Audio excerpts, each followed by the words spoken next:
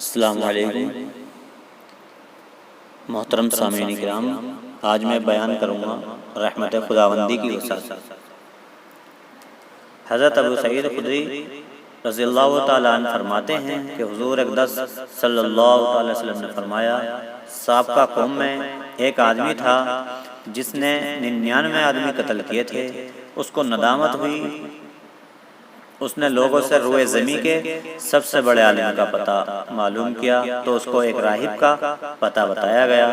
چنانچہ اس کے پاس گیا اور اس سے کہا کہ اس نے 99 آدمی قتل کیے ہیں، کیا اس کے لیے توبہ کی کوئی صورت ہے؟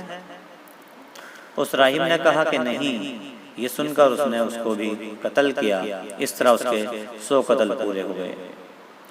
پھر اس نے لوگوں سے روئے زمین کے سب سے بڑے عالم کے بارے میں پوچھا تو لوگوں نے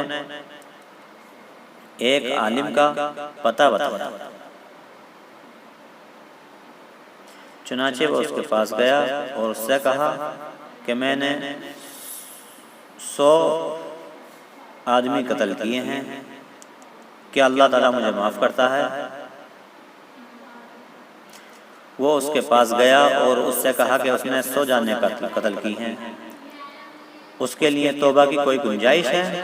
اس نے کہا کہ کیوں نہیں، بالکل ہے، اللہ تعالیٰ جس کو چاہے معاف کر سکتا ہے، بھلا اس کے اور توبہ کے درمیان کون حائل ہو سکتا ہے؟ تم ایسا کرو کہ فلاں علاقے میں چلے جاؤ، وہاں تمہیں کچھ لوگ اللہ تعالیٰ کی عبادت کرتے ہوئے ملیں گے، تم ان میں شامل ہو کر اللہ کی عبادت اور بندگی شروع کر دینا اور اپنے علاقے میں واپس ہرگز نہ آنا، کیونکہ یہ برا علاقہ ہے۔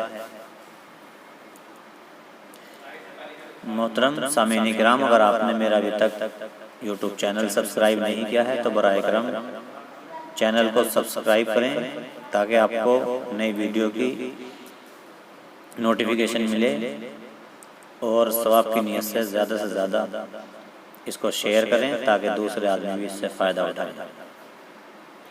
چنانچہ وہ چل پڑا، ابھی آدھے رستے پر تھا کہ موت کا وقت آ گیا۔ رحمت کے فرشتے اور عذاب کے فرشتے آپس میں بحث کرنے لگے۔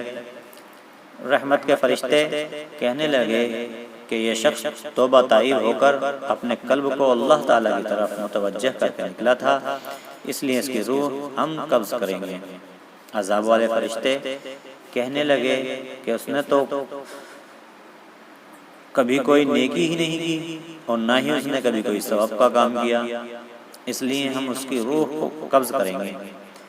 پھر ایک فرشتہ انسانی صورت میں آیا اور اس نے ان کے درمیان فیصلہ کرتے ہوئے کہا کہ دونوں زمینوں کے درمیان کا فیصلہ پیمائش کر لو، جس طرف زیادہ قریب ہو اس کا حکم لگایا جائے گا، یعنی جس راستے پر وہ چل کر آیا ہے اس راستے کو ناپ لیا جائے۔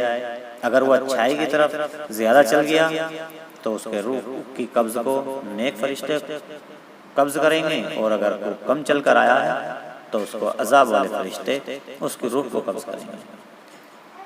چنانچہ جب پیمائش کی گئی تو اس زمین کے زیادہ قریب پایا گیا جس طرف جانے کا وہ ارادہ رکھتا تھا۔